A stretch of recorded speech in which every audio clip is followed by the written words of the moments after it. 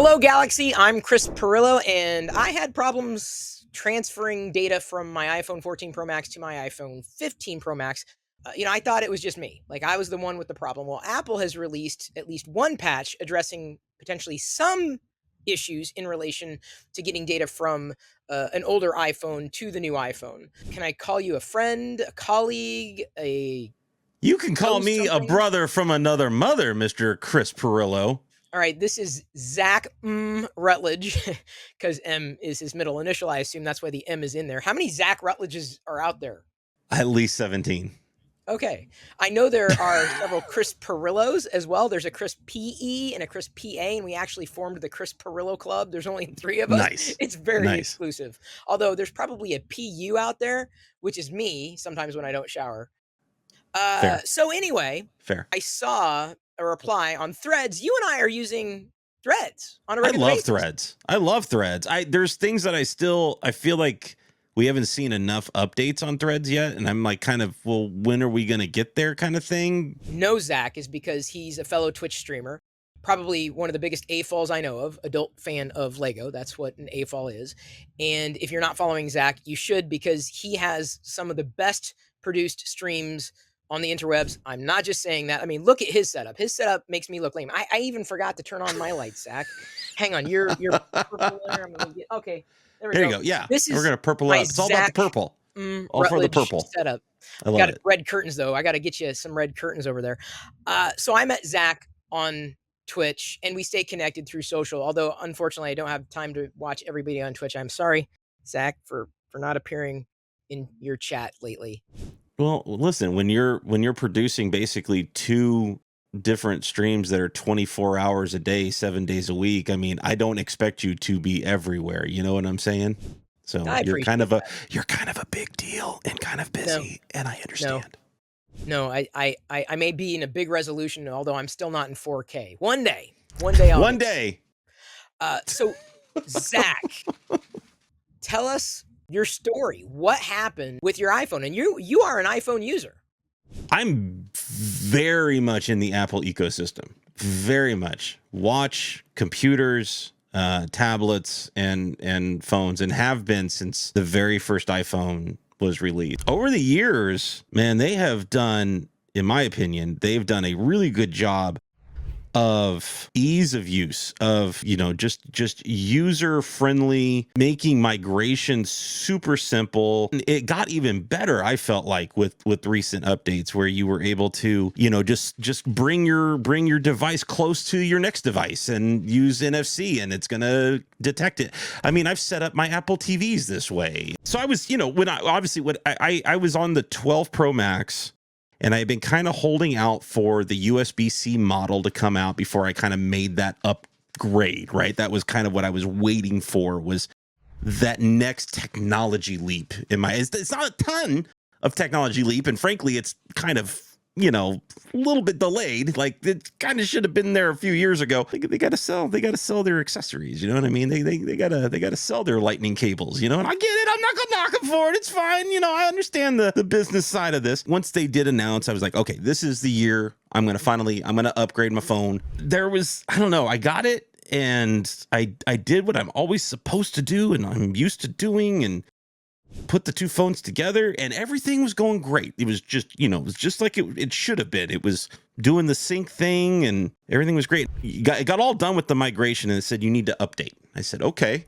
I'm gonna install that first patch. And as soon as I did that, all hell broke loose, and it reverted back to needing to reset up the phone again.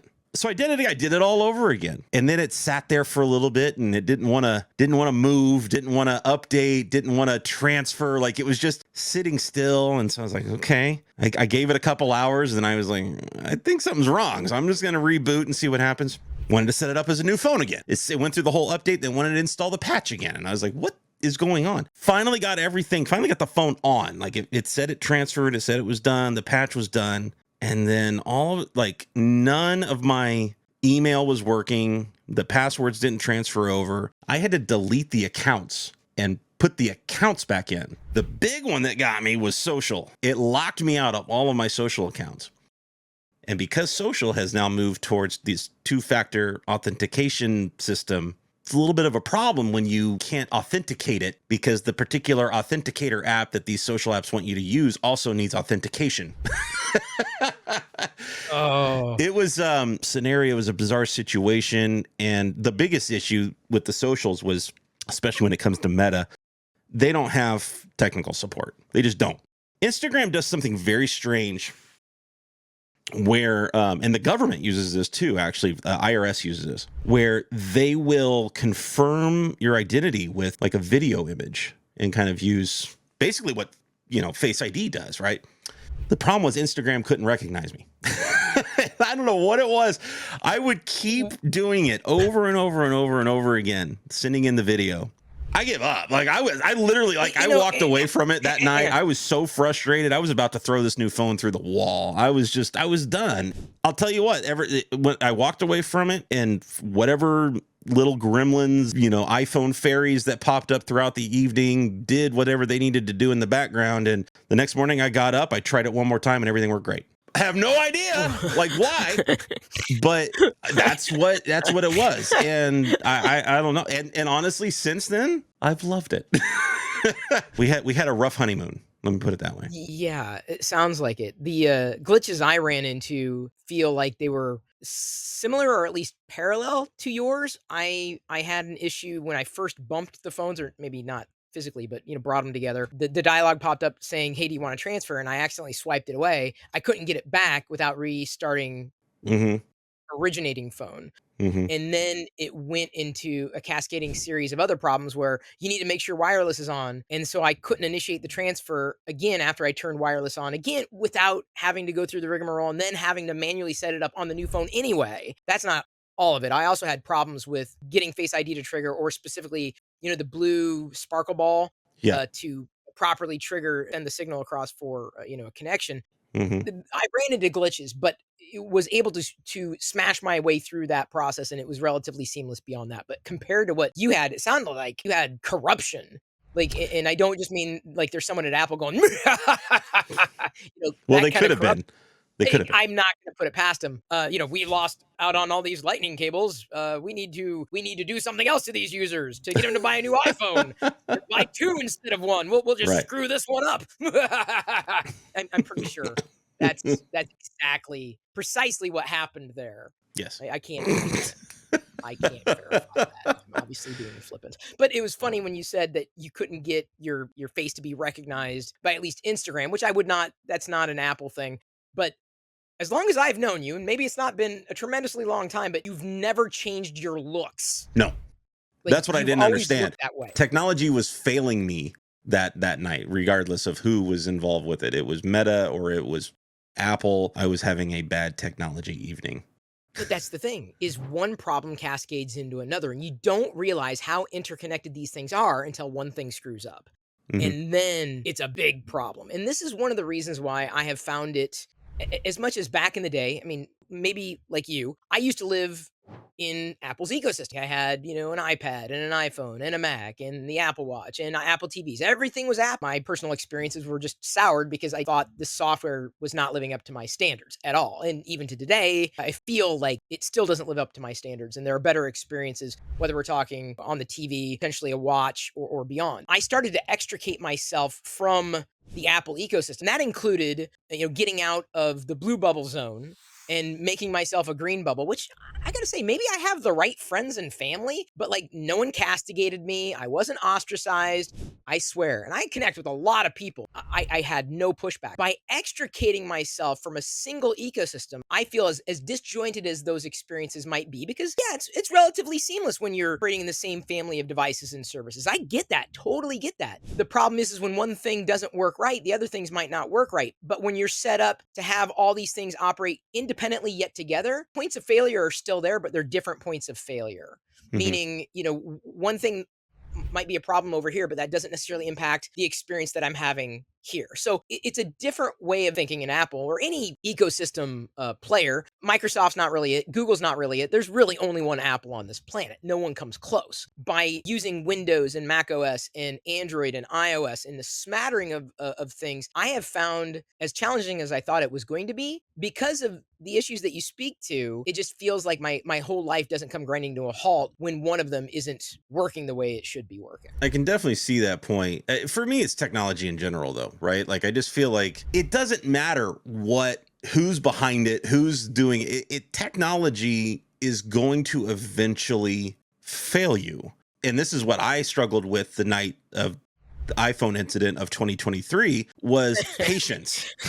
Is having It'll go down in history. It'll go down in history. Is having the patience to just work the problem, or again, recognizing it's not the end of the world, walking away from it for a little bit and coming back. It's technology, baby. Like, we got to either embrace that that's part of it and we're all going to learn from those mistakes, and then maybe in 15 years those mistakes will be remedied and we'll be on to another list of problems and whatnot, but they'll have figured out how to rectify the issues they had 15 years in the past from those mistakes and learning from them and stuff like that.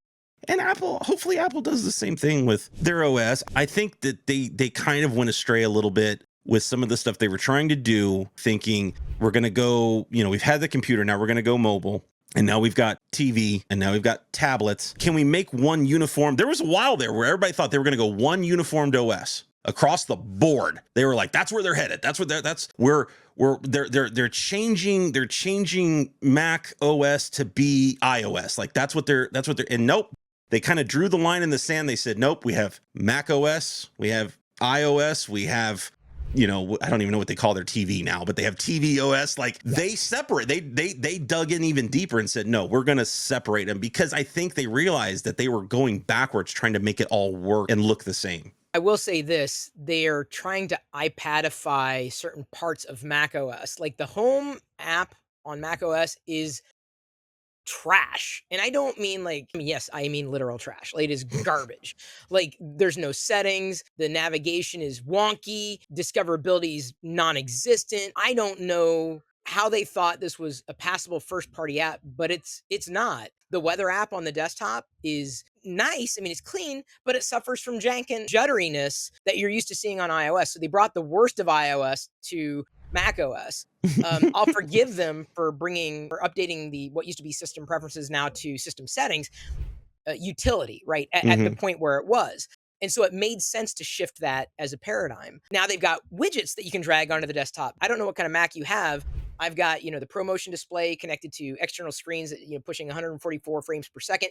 And if you open the widgets on Mac OS to, put on the desktop, it runs at 3 frames per second. I'm not joking. If you scroll, to say it drops frames is egregious. Like its frame rate is non-existent. It's horrific. This is Apple software quality control. So they're bringing the best ideas, but the worst implementations of said idea. And that's been my concern for a number of years, and why I've really been pushing for a software cleaning of the house, if you will, because iOS has become so replete with cruft that it's come to the point almost where Windows is, or has been, an experience I'm going to like, but at least it's cohesive.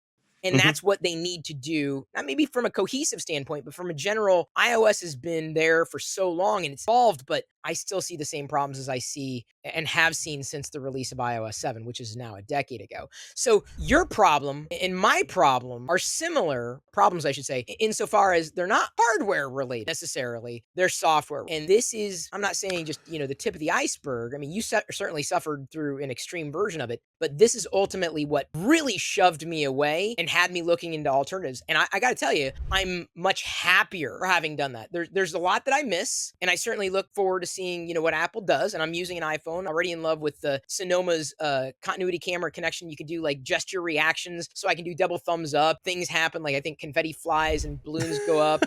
And I can do a heart and hearts pop out. It's great. It's wonderful, especially on Twitch. It's like it's all native. It's integrated. Thanks again for your time, Zach, and sharing your experience. I know others might appreciate it. Has anybody else out there had problems transferring their data from an old iPhone to a new one? Maybe they had problems with doing that inside of an Android ecosystem. Either way, at this point, we're going to leave you to your own devices.